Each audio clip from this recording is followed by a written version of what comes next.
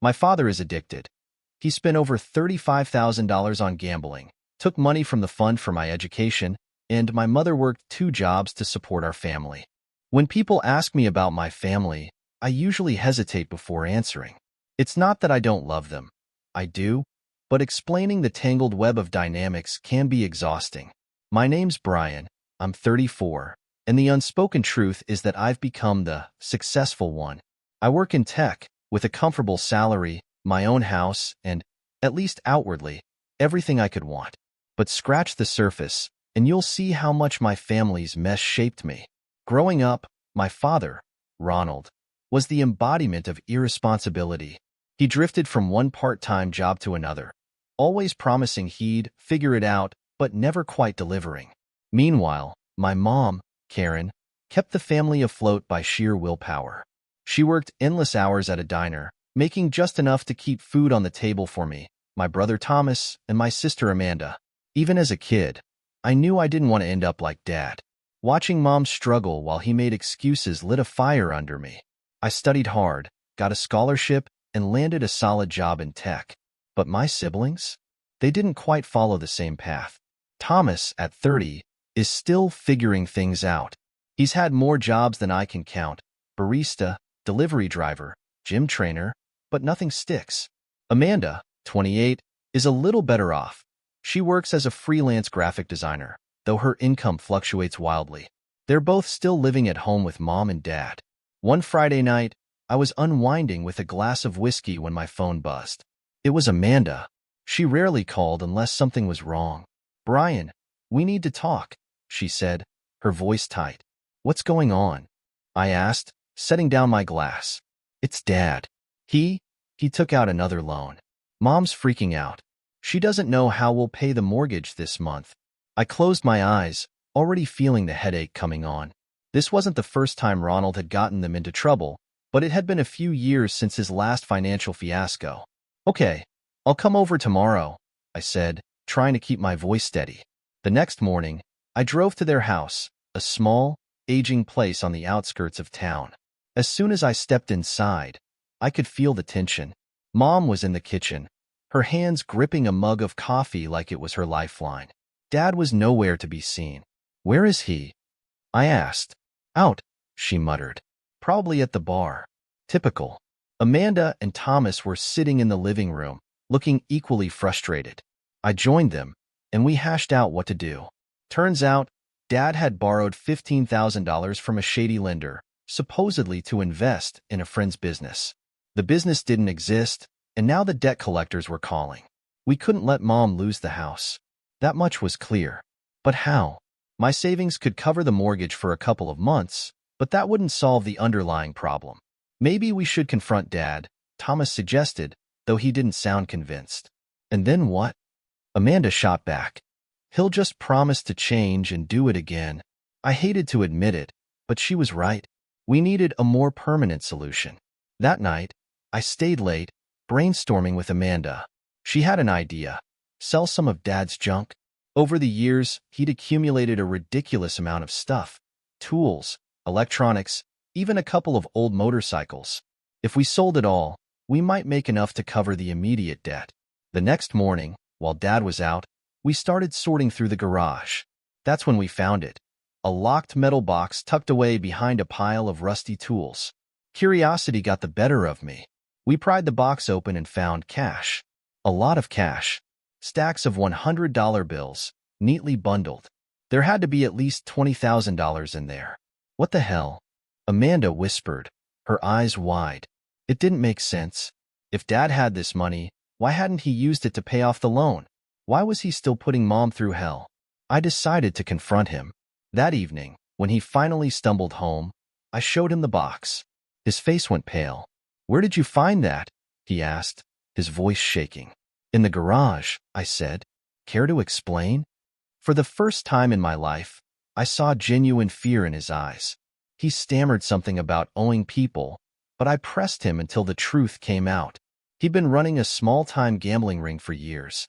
The cash was his rainy day fund, in case he ever got caught. I didn't know whether to laugh or scream.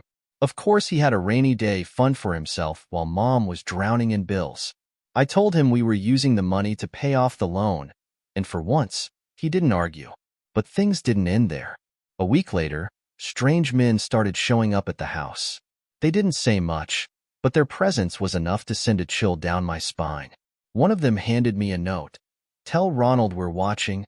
It was a quiet Sunday morning when my father, Ronald, called a family meeting.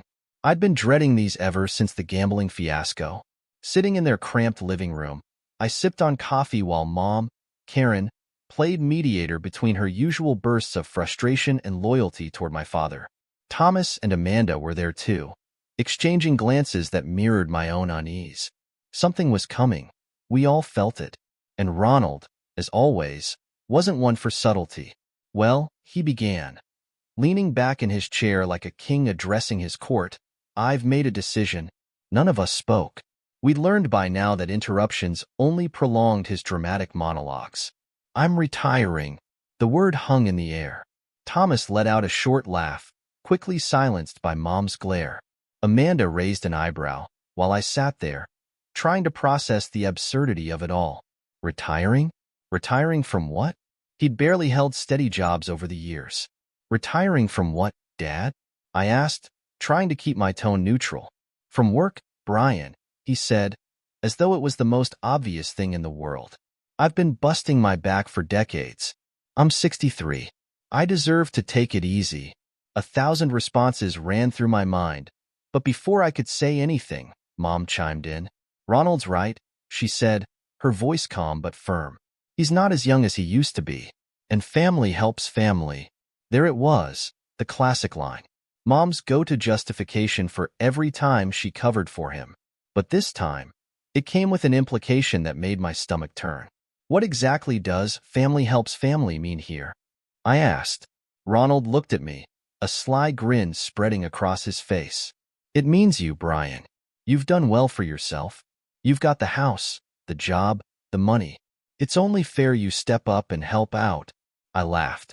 Not because it was funny, but because I couldn't believe the audacity. "You want me to, what? Pay for your retirement?" "Not just me," he said, waving his hand like it was a trivial detail. "The whole family. Your mom deserves a break too. We could use some help with bills, groceries, maybe even a vacation." A vacation? The man was drowning in debt not 2 months ago, and now he was angling for a vacation on my dime? "You've got to be kidding me," I said, my voice rising despite my efforts to stay calm. "I've been bailing you out for years. The gambling debt, the mortgage payments. When does it end?" "It ends when you stop acting like you're better than us," Ronald snapped, his face turning red. "You think just because you've got a fancy job, you don't owe this family anything? If it weren't for us, you wouldn't even be where you are." That hit a nerve. I stood up, shaking my head. "You've got to be kidding me. If it weren't for you, I might have been even better off. I've spent half my life cleaning up your messes." "Brian," Mom interjected, her voice pleading. "Don't talk like that. We're a family.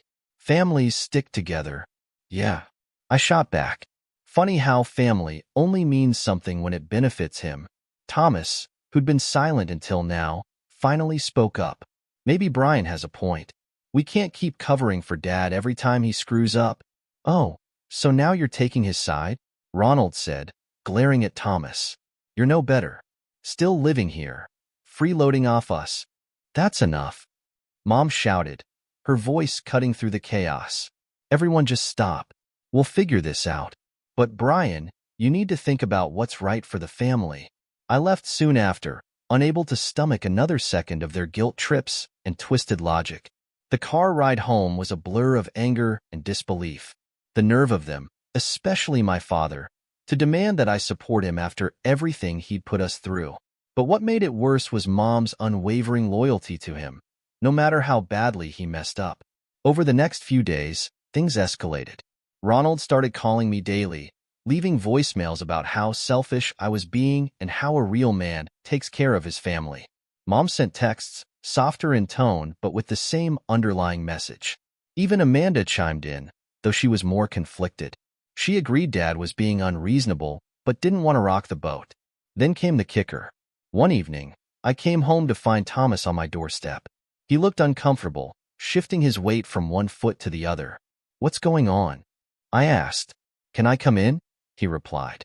Once inside, he hesitated before finally saying, "Dad's planning something." He didn't tell me everything, but I overheard him talking to one of his old friends. "He's pissed, Brian. I think he's going to make this personal." Personal? What does that even mean? I asked. "I don't know, but just be careful, okay? You know how Dad gets when he feels cornered." That night, I barely slept. My father had always been unpredictable, but this felt different. There was a vindictiveness in his demands now, a refusal to let go of his perceived entitlement. A week later, the situation hit a boiling point. I came home to find a letter taped to my door. Inside was a list of supposed family expenses Ronald expected me to cover, totaling nearly $5,000 a month. There was no note, just his signature at the bottom. The audacity was almost laughable, but the more I thought about it, the angrier I got. This wasn't just about money anymore. It was about control, about him refusing to accept that his actions had consequences. I decided enough was enough. The next day, I called a family meeting at my house. When everyone arrived, I laid out my terms. I wasn't going to fund Ronald's retirement period. If they wanted help with legitimate expenses, I'd consider it, but only if Dad took responsibility for his past mistakes. The room erupted into chaos. Ronald accused me of betrayal. Mom cried, saying I was tearing the family apart. Amanda and Thomas tried to mediate, but it was no use. In the end, I stood my ground. As they left, I felt a mix of relief and sadness. I knew this wasn't the end of the battle, but it was a step toward breaking the cycle. For the first time, I wasn't cleaning up their messes. I was forcing them to face them. That night, as I sat alone in my quiet house, I couldn't help but wonder if I'd done the right thing. Family was supposed to mean something, but at what cost? For now, all I could do was hope that standing up for myself didn't mean losing them entirely. When I finally told my father that I wouldn't fund his so-called retirement, I knew the fallout would be bad, but I didn't anticipate just how ugly things would get. The phone calls started almost immediately. First, they came from Mom, pleading with me to reconsider. Then Amanda and Thomas joined in, trying to reason with me. But when I held firm, their tone shifted. Suddenly, I wasn't just the successful one in the family. I was the selfish one, the ungrateful one, the one who had forgotten where he came from. I'll admit, the guilt got to me at first. Mom would call late at night, her voice trembling, telling me how much I was hurting the family. "Brian, your dad's made mistakes, sure, but he's still your father. He gave you life. Doesn't that count for something?" she'd say. Amanda sent me a long text about how Ronald wasn't getting any younger and that he needed support now more than ever. Thomas, of course, threw in his 2 cents, claiming that as the eldest, it was my duty to step up. But no one seemed to want to acknowledge the reality of the situation. Ronald didn't need support. He needed accountability. He'd spent his entire life running from responsibility, and I wasn't about to let him use me as a safety net for his bad choices. Still, no one wanted to hear it. A week after our last family meeting, things escalated. I was at work when my phone buzzed with a call from an unknown number. I let it go to voicemail, figuring it was spam. But when I checked the message later, I froze. It was my father. "You think you can just walk away from this family? You think you're too good for us? You'll see, Brian. You'll see what happens when you turn your back on the people who raised you." It wasn't a direct threat, but the venom in his voice was unmistakable. I forwarded the message to Amanda, hoping she'd talk some sense into him. Her response was a single line. "He's just upset. You know how he gets." Later that evening, I got another call, this time from an old family friend, Mike. He'd known my parents for years and had always been something of an uncle figure to us. But his tone was cold. "Brian, your dad's been talking to people. He's saying you're abandoning the family. I don't know what's going on, but it's not looking good. Just be careful. Be careful." The words stuck with me. What exactly was Ronald planning? I couldn't shake the feeling that he was trying to rally people against me, painting me as the villain in a story where he was the victim. That suspicion was confirmed a few days later when I received an email from Aunt Linda, my mom's sister. We weren't particularly close, so her sudden message caught me off guard. The subject line read, "Family comes first." In the email, she wrote about how disappointed she was to hear that I was refusing to support my parents. "I know your father hasn't been perfect," she wrote, "but he's still family. And family doesn't turn its back on each other. You're in a position to help, Brian. Why wouldn't you?" I didn't reply. What could I even say? It was clear Ronald had been spreading his narrative far and wide, ensuring everyone heard his side of the story before I had a chance to explain mine. He was playing the long game, turning the family against me one person at a time. The breaking point came a week later. I was out grocery shopping when I ran into Mrs. Fletcher, an old neighbor from our childhood. She gave me a look I couldn't quite place, part pity, part disdain. "I heard about the trouble with your dad," she said, her voice dripping with judgment. "It's a shame, really. After everything he's done for you." I stared at her, stunned. "What are you talking about?" She shrugged. "Oh, just what your mom mentioned. That you've been reluctant to help them out in their time of need." Reluctant. That was one way to put it. By the time I got home, I was fuming.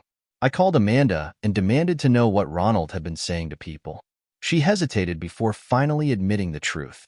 "Dad's been, well, he's been talking to people about you. He's saying you've cut him off completely, that you don't care about the family anymore. And you just let him?" I snapped. "You didn't think to set the record straight? Brian, what do you want me to do? He's our dad. I can't just call him out in front of everyone." Her words hit me like a punch to the gut. I realized then that no matter how wrong Ronald was, the family would always close ranks around him. I was the outsider now, the scapegoat for their collective dysfunction. But things didn't stop there. One night, as I was leaving work, I noticed a car idling near the parking lot entrance. At first, I didn't think much of it, but as I walked toward my car, the driver rolled down the window. It was a man I didn't recognize, but he looked rough, like someone who'd been in more than a few fights. "You Brian?" he asked, his voice low and gravelly. "Who's asking?" I replied, trying to keep my voice steady. "Your dad says you've been causing some trouble. Thought I'd come by and see if we could sort things out." I didn't stick around to find out what he meant. I got in my car and drove straight to the police station, filing a report for harassment. But even as I sat there, recounting the incident to an officer, I couldn't believe it had come to this. My own father was sending people to intimidate me. When I confronted him about it the next day, he denied everything, of course.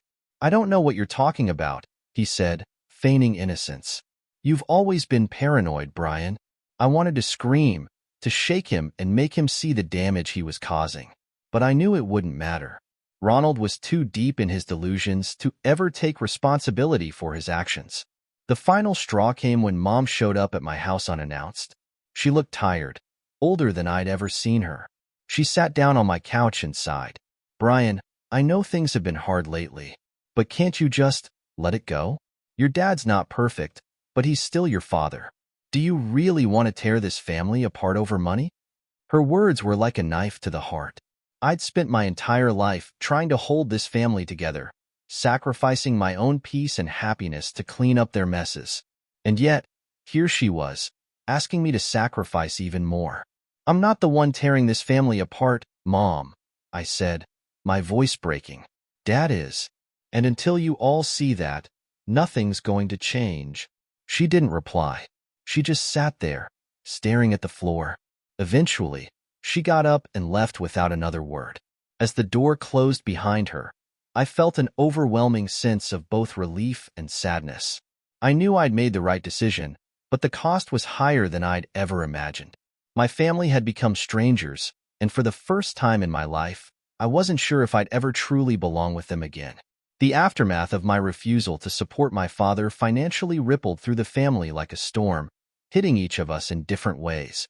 I knew it wasn't going to be easy, but the extent of Ronald's manipulation and the way it started to unravel our already strained relationships caught me off guard. Thomas, my younger brother, was the first to crack under the pressure. He called me late one night, his voice heavy with frustration and guilt. "Brian, I tried." "Okay," he blurted out before I could even say hello. "I try to help Dad, but I just can't. My loans, man, they're killing me." I knew Thomas had been struggling with his student debt for years. He'd racked up over $150,000 in loans chasing a business degree he'd never really put to use. He was working 2 jobs just to keep up with the interest, and any attempt to help Ronald would have been a financial suicide mission. Still, I couldn't help but feel a pang of resentment. "Why are you even trying, Thomas?" I asked. "He's the one who put himself in this mess. You don't owe him anything." "You don't get it," he snapped. "He's our dad. And you walking away from him? It makes me feel like I have to pick up the slack." "That's not your responsibility," I said firmly. "He's using guilt to control you. Don't let him." Thomas sighed, and I could hear the exhaustion in his voice. "Easy for you to say. You've got the money to walk away. I don't." The conversation ended on a tense note, leaving me feeling both frustrated and helpless.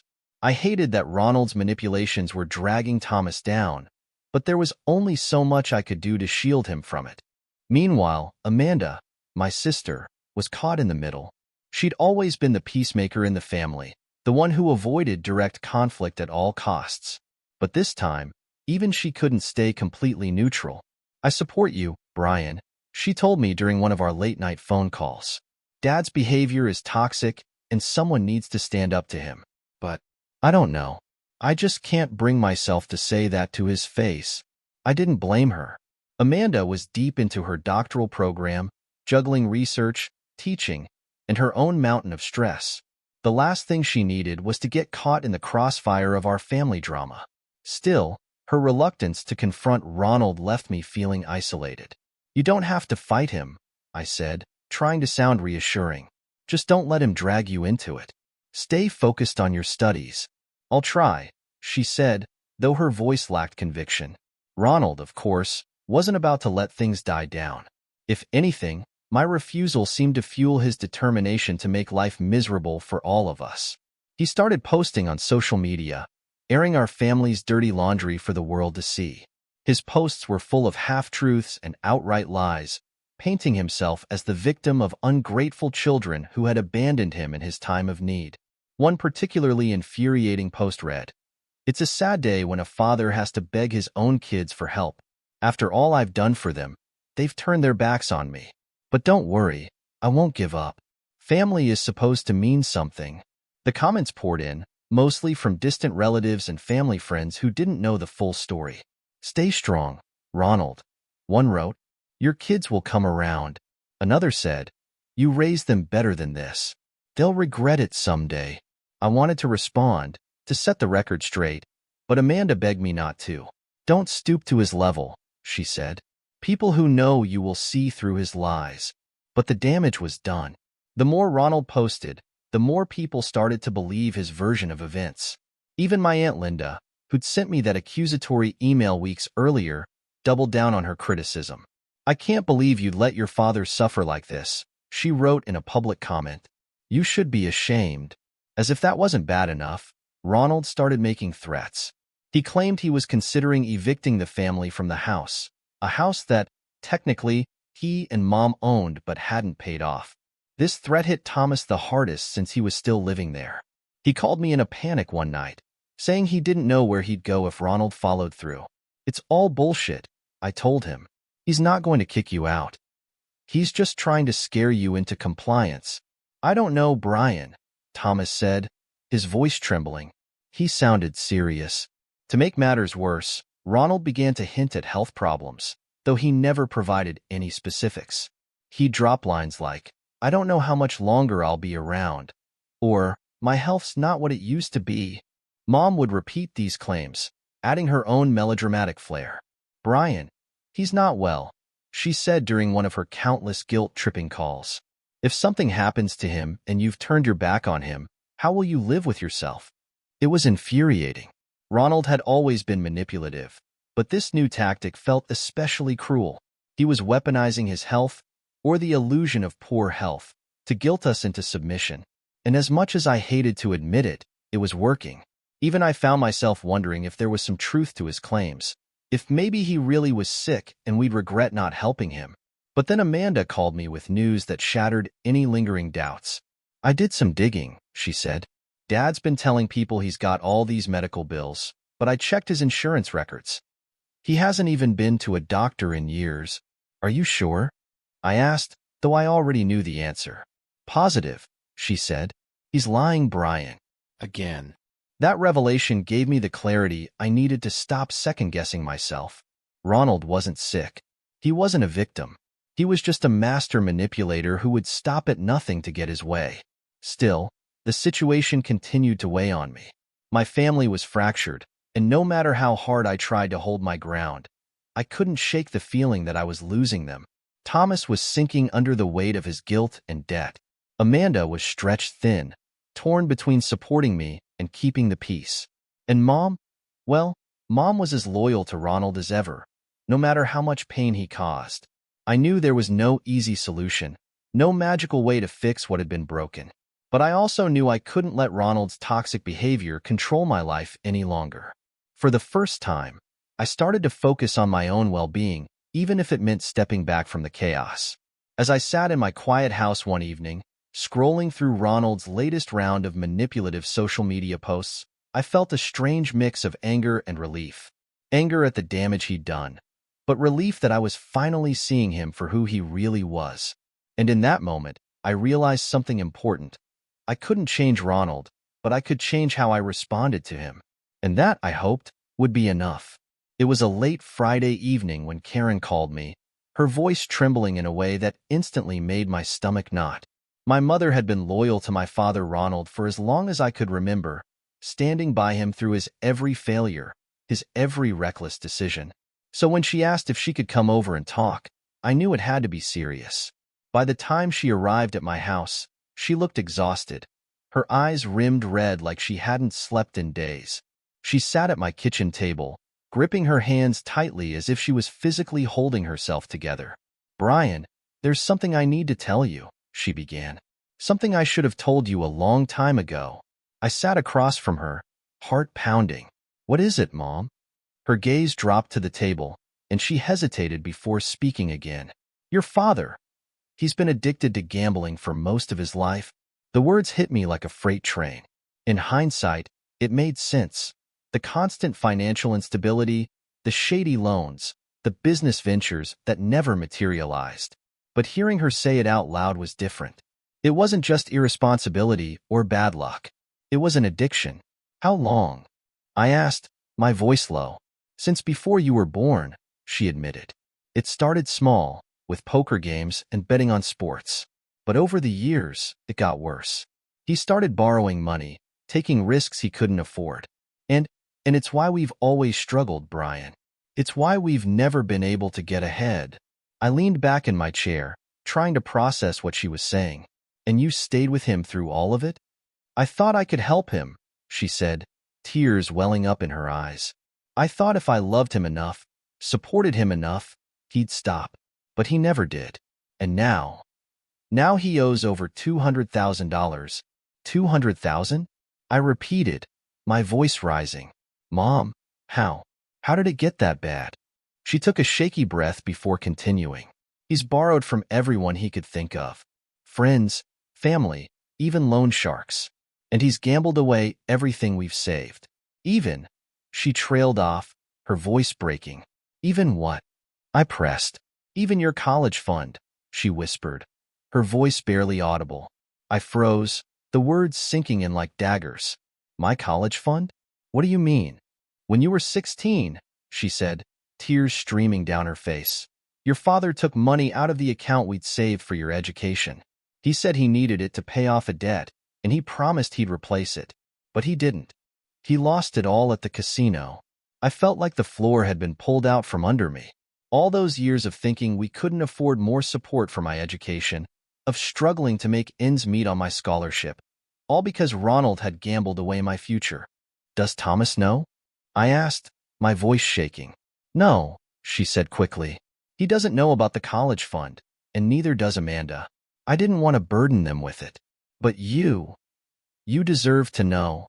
I stood up, pacing the kitchen as anger and betrayal churned inside me. "Mom, why didn't you tell me sooner? Why did you let him keep doing this?" "I didn't want to break up the family," she said, her voice cracking. "I thought if we kept it together, if we stayed strong, we could get through it. But now I don't know." I couldn't sit still. The revelation felt like a culmination of every suspicion I'd ever had about my father.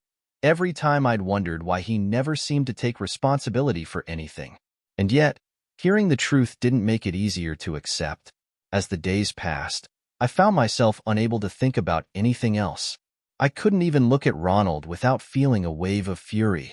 But what pushed me over the edge was when I discovered he'd been downplaying the extent of his debts. Not only did he owe money to legitimate creditors, but he'd also borrowed heavily from dangerous people. One afternoon, Thomas called me in a panic. "Brian, some guy just showed up at the house looking for Dad. He said if Dad doesn't pay up, he's coming back with a baseball bat." I cursed under my breath. "What did Dad say?" "Nothing," Thomas said, his voice shaking. "He wasn't even home. Mom had to deal with it." I drove over to the house that evening, determined to confront Ronald once and for all.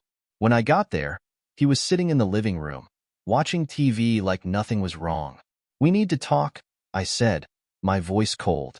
He glanced at me, unbothered. "About what?" "About the $200,000 you owe. About the fact that you gambled away my college fund. About the fact that you're putting this entire family in danger." His expression hardened, and he turned off the TV. "I don't owe you an explanation. You owe this entire family an explanation." I shouted. "Do you even understand what you've done? You've destroyed everything we've worked for. You've put Mom in danger. You've put Thomas and Amanda in danger. And for what? For a stupid bet." "Watch your tone," he said, standing up. "You don't know what it's like to carry the weight of this family. That's bullshit, and you know it." I shot back. "You've never carried anything. Mom has. I have. All you've ever done is drag us down." The argument escalated, voices rising until Mom came into the room, begging us to stop. But I wasn't done. I couldn't let him get away with this anymore. "Here's what's going to happen," I said, my voice trembling with anger. "You're going to sell whatever you can to pay off your debts. The motorcycles, the tools, anything of value. And then you're going to get help. Real help. Therapy, a support group, whatever it takes. Because if you don't, I'm done. I'm done with you, and I'm done with this family." He didn't respond, just stood there glaring at me. But I could see the fear in his eyes, the realization that I wasn't bluffing. That night, I drove home feeling a mix of anger and relief. For the first time, I'd stood up to him, and it felt like a weight had been lifted off my shoulders. But I also knew this was far from over. Ronald wasn't the type to change easily, and the road ahead was going to be long and painful. Still, I was ready to fight. For myself, for Thomas, for Amanda, and for the family we could have been if not for his lies. The decision to freeze my credit accounts was both practical and symbolic. After discovering the extent of Ronald's debts and manipulations, I knew I couldn't risk him pulling me further into his financial black hole. I had already spent years cleaning up his messes, and this was my first step toward breaking free entirely. A financial advisor helped me take the necessary precautions, freezing my credit, securing my accounts, and ensuring that nothing tied to Ronald could impact me moving forward. At the same time, I sought legal advice. My lawyer, a sharp woman named Danielle, confirmed my worst fears. Ronald's gambling and financial mismanagement had left the family on the brink of ruin, and if I didn't separate myself legally, I could be dragged down with him. Danielle helped me draft letters severing any financial ties to my parents, ensuring that I couldn't be held accountable for their debts. It was a sobering process, but necessary. Perhaps the hardest part was therapy. For years, I had carried the weight of guilt and responsibility for my family, and it had taken a toll on my mental health. My therapist, Dr. Carter, was kind but firm, helping me unpack years of emotional baggage. "You've spent so much time trying to be the fixer," he said during one session. "But it's not your job to fix people who don't want to be fixed. Especially not your father." Hearing those words was like a light switch flipping on. For the first time, I realized that stepping away from Ronald wasn't selfish, it was survival. One of the most liberating moments came when I finally blocked Ronald on every platform. Social media, phone, email, everything. It was like cutting off a toxic lifeline. For too long, he had used guilt and manipulation to keep me tethered to his chaos, and I was done letting him control my life. I informed the rest of the family of my decision, making it clear that I wouldn't be swayed. If anyone wants to maintain contact with him, that's your choice, I said. But I'm out. I won't let him drag me down anymore. As expected, the reactions were mixed. Amanda was supportive, as always. Good for you, she said. It's about time someone stood up to him. Thomas, however, wasn't convinced. He still clung to the idea that Ronald could change. I don't think Dad's as bad as you're making him out to be, he said one night over the phone. Everyone makes mistakes. It's not about mistakes, Thomas, I replied, trying to keep my patience. It's about a pattern of behavior. He's been lying to us our entire lives. Thomas didn't see it that way. Against my advice and Amanda's, he took out a $25,000 loan to help Ronald. When I found out, I was furious. Do you have any idea what you've just done? I demanded. You're putting yourself in debt for someone who won't even admit he has a problem. I'm helping my father, Thomas shot back. Something you seem incapable of doing. Amanda stepped in before the argument could escalate further, pulling Thomas aside to talk some sense into him. But it was clear that Ronald's grip on him was as strong as ever. Meanwhile, Amanda became my closest ally. She stood by me as the rest of the family tried to pressure me into reconciling with Ronald. She even started attending therapy herself, realizing how deeply our father's behavior had affected all of us. Karen, surprisingly, began to change too. After decades of standing by Ronald's side, she finally started to see the damage he had caused. She got a part-time job at a local bookstore and eventually moved in with an old friend named Grace. For the first time in years, she seemed genuinely happy. Ronald, on the other hand, was unraveling. With no one left to manipulate, he was forced to face the consequences of his actions. He started selling his possessions to pay off his debts, including a collectible watch worth $10,000 that he had always bragged about. It wasn't enough to cover everything, but it was a start. For me, life began to improve in ways I hadn't expected. I received a promotion at work, along with a $30,000 salary increase, which gave me the financial stability to start planning for the future. I began looking at job opportunities in other cities, eager to put some physical distance between myself and the family drama. The idea of starting fresh, away from the chaos, was exhilarating. My relationship with Amanda grew stronger too. We became closer than ever, supporting each other through the challenges of navigating our family dynamics. She even helped me connect with a new group of friends, people who understood the importance of setting boundaries and prioritizing mental health. As I moved forward, I couldn't help but feel a sense of pride in the boundaries I had set. It hadn't been easy.